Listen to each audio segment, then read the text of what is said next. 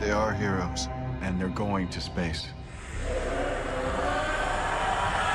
In 1963, the Cold War between the USA and the USSR intensifies, and nuclear war seems inevitable. Understanding that humanity could be wiped off the face of the Earth, President John Kennedy orders the development of a secret plan to ensure humanity's survival. A group of scientists creates the spaceship Ascension and selects 600 volunteers who are sent to Proxima Centauri with the task of colonizing the planet. But the journey will take hundreds of years, meaning generations will succeed one another. 2 generations later, the ship is mainly inhabited by the grandchildren of the first astronauts, and the environment reflects the 1960s. In honor of the 51st anniversary of the launch, a grand party is held on the ship. Looking at the inhabitants, it seems the mission has been successful. People have obviously adapted to the living conditions. However, the first impression is deceptive, as social inequality exists here too. Wealthy and well-off families get good jobs and live on the upper decks, while the poor are limited in comfort. One day, a young woman named Lorelei picks up a package from the butcher and goes to swim on the artificial beach. But shortly afterward, a girl named Krista finds her lifeless body and alerts the ship with a loud scream. Despite the passing years, the chief engineer of the spaceship, who remained on Earth, is still alive. But now his place is taken by his son, Harris, who does everything to keep the Ascension project under tight security and monitors all news. Learning of Lorelei's death, Harris's assistant advises informing the project director, Catherine Warren. However, Harris fears that this could jeopardize the project and tarnish his father's legacy. Meanwhile, Dr. Juliette Bryce examines the dead body and finds strange marks on the deceased's wrists. The ship's captain, William, assigns the responsibility for investigating this case to the project executive director, Aaron Galt. He soon discovers one oddity. There is no image of Lorelei entering the beach. Later, Galt learns that Lorelei was seeing a guy named James Toback, who worked in water purification. He sets out to find him, but to no avail. On the same day, the forensic results show that Lorelei had been making love a few hours before her death. A bullet was extracted from her palate. This alarms Galt, since officially there are no weapons on board the ship. He immediately informs the captain of the news. Meanwhile, Krista has to be hospitalized, as she is shocked by the incident and says someone is watching her. But even as she begins to recover, the girl insists that there is no life in space, so they must return to Earth. She is also sure that Lorelei died because she learned something forbidden. Soon, Galt apprehends James Toback. The guy admits he saw Lorelei on the day of her death. However, she left abruptly after a quarrel, and he was not close to her that day. Galt and Toback go to the beach and start searching for clues. Suddenly, they stumble upon a hidden passageway that Lorelei apparently used, explaining her absence on the surveillance footage. Galt and Officer Duke inspect the discovered entrance and find the place where the girl was killed, as well as a book with maps of the water filtration system and blueprints of the navigation computer, which recently malfunctioned. It becomes clear that this is sabotage, intended to force the ship to return to Earth. Duke and his men descend to the lower decks, where the Butcher Stokes provokes a fight, but then an alarm sounds about an approaching powerful radiation storm. The order is given for everyone to take shelter in their capsules, but then the captain learns that the protective shields are jammed and sends Galt and an electrician to fix them. Thanks to their efforts, the door eventually closes. The electrician then confesses that he saw Stokes giving Lorelei a gun before she was killed. At the same time, Dr. Juliette puts Krista to bed and leaves her a seahorse-shaped necklace, claiming it will protect her. However, when the spaceship enters the radiation zone and everyone seals themselves in their capsules, Krista sees a strange man in a suit entering her room. After the ship safely passes through the radiation storm and everyone is allowed to exit, Galt and Duke go to the lower deck again, find a gun with Stokes, and take him into custody. The man is interrogated, but he continues to insist that he was framed because he is from the lower deck and it is easy to make him the culprit. Meanwhile, the door to Stokes' cell automatically opens. He exits and retrieves a hidden gun from his cabin. After the funeral, Galt speaks to the captain. William admits that he was close to Lorelei, but he did not kill her. It is then that Stokes appears, taking a random girl hostage. He demands a fair trial. Galt lunges at Stokes, freeing the girl. The captain quickly leads her to safety, while Stokes and Galt continue to fight. In the end, Stokes is ejected into space, but instead of instant death, he lands on an inflatable mattress where a group of people detains him. It becomes clear that the entire project is just a simulation, a test of the viability of generations of people in spaceflight. But the people on the ship believe they were sent on an important mission and have been flying in space for 51 years. Director Warren somehow learns about the recent events. Enraged, she storms into the Mission Control Center and warns Harris not to hide anything. Harris claims that Stokes is the murderer, but the director is not convinced, and she sends a consultant named Samantha Kruger to oversee the project.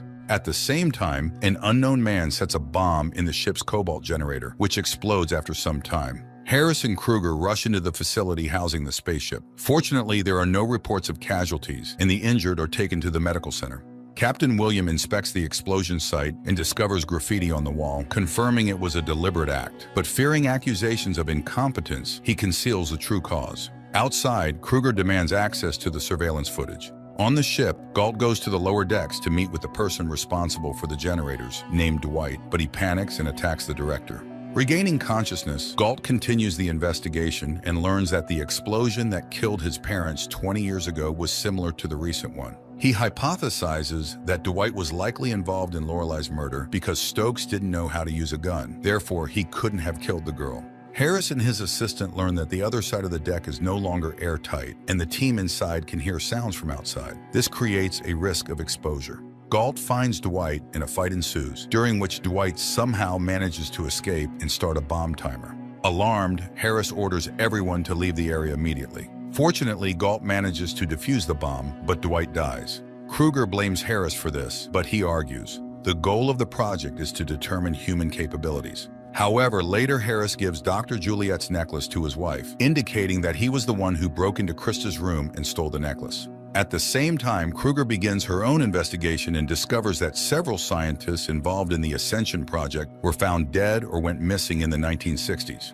Meanwhile, on the ship, everyone prepares for the next round of vaccinations, but Krista refuses the shot, convinced that they want to kill her. The librarian volunteers to take the shot instead, but after receiving the medication, she loses consciousness. Kruger demands an explanation, but Harris insists that these are routine immunizations and is concerned for the girl who didn't get the shot. He orders the medicine to be added to milk, but Krista figures out his plan and pours it out. Kruger meets with Eva, the author of a website tracking the fates of 1960s scientists. Eva claims the government used the project as a cover to abduct children for participation. Later, an unknown man pursues Krista and tries to forcibly vaccinate her, but he injures himself and stains the girl's dress with his blood, allowing her to escape. Galt takes her to Dr. Juliet and convinces her to get the shot. While preparing, Krista tells Dr. Robert Bryce about visions she's had lately. These include falling from a twin tower, a war in the desert, and tragedies in the ocean. She also claims to have seen Dr. Bryce in the maintenance tunnel where Lorelei was killed. The doctor becomes enraged, gags her, and administers the shot. Harris and his assistant, who saw this, are shocked that Krista described events that actually happened on Earth. Dr. Bryce finds a blood sample match from Krista's dress with his wife's student, Mesmer. However, the boy is found dead in his cabin. Kruger concludes that Harris has an accomplice on the ship who is causing disturbances and radiation storms. On the ship, the day of the lottery arrives, allowing the winning couple to have a child. Since population numbers must be strictly maintained, a new person can only appear after someone's death. And now 3 people have died. Soon the names are announced. Among the winners are Officer Duke and his wife. Krista notices a woman outside her cabin and follows her, but suddenly she realizes it's the ghost of Lorelei. At that moment, someone starts playing a video showing her tryst with Captain William. Everyone in the room laughs while Krista starts screaming uncontrollably. Harris observes this and notices that the girl began reacting even before the video played, as if she could see the future. He is amazed. His father predicted this phenomenon in 3 generations and called it morphic resonance. Kruger steals the keys to Stokes' cell, later presenting a report sharply criticizing Harris, prompting Director Warren to come to the project. While Kruger sneaks into Stokes' cell, he attacks her and takes her hostage, and there he learns the truth about the Ascension project. This shocks Stokes, leading to a mental breakdown. However, Kruger persuades him that they must escape before they are noticed and killed. She is willing to help him because the entire project is unethical. As they step outside, Stokes cries, but Kruger urges him to pull himself together. A guard approaches them, and they team up to neutralize him. In the process, Kruger gets injured. Stokes goes to the nearest store to buy medical supplies. They then go to a motel together. Warren and Harris learn about the escape and call security from the company TC, which turns out to have funded the project. The management is unhappy with the director's work and accuses Harris of covering up facts. Harris panics and begs Warren for a second chance, but it is in vain. On the ship, Duke learns that Galt has started investigating his wife, suspecting her of killing Lorelei. He loses his temper and confronts Galt. At the same time, Krista has another vision. She foresees a violent fight between Duke and Galt and runs to the beach. Anxious, she unintentionally uses telekinesis. However, she loses control of her power and shuts down all the ship's electricity. Warren blames Harris for the incident and orders her henchmen to get rid of him. Terrified, Harris talks about morphic resonance. It turns out that Warren has long awaited this result. They rush to the control center and learn that all the ship's systems shut down due to a power surge, but the artificial stars still shine. Harris's father embedded the starlights in the ship's nuclear reactor to ensure the illusion's eternity. Harris suggests using the nuclear reactor to restore the system's functionality. Meanwhile, Toback receives a weak TV signal and informs Dr. Bryce. However, the latter sends the guy away under a flimsy pretext, then turns off the screen. It becomes clear that he is Harris's accomplice. Kruger meets with Eva and explains everything to her. She plans to flee abroad and seek asylum before exposing the project's deceit. Eva tries to dissuade her, and Kruger realizes that the journalist also works for the TC company. Eva confesses everything and shoots Kruger. Stokes manages to escape. The oxygen on the ship begins to run out. Captain William and Galt go to the lower decks to activate the carbon dioxide scrubbers and declare a radiation storm for the others to conserve oxygen.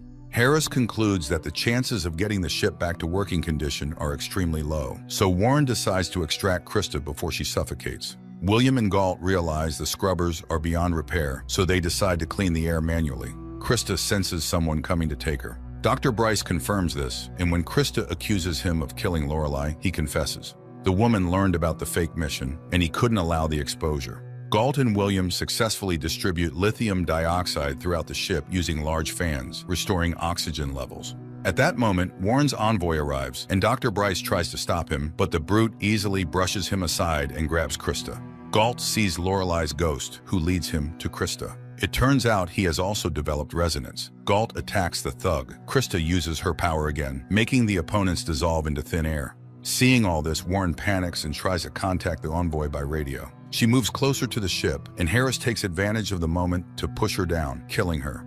Galt finds himself on an unknown planet. The idea is generally good, especially for fans of detective fiction, and one can't help but wonder, what if Earth is the same kind of spaceship, and all the people on the planet are participants in an experiment?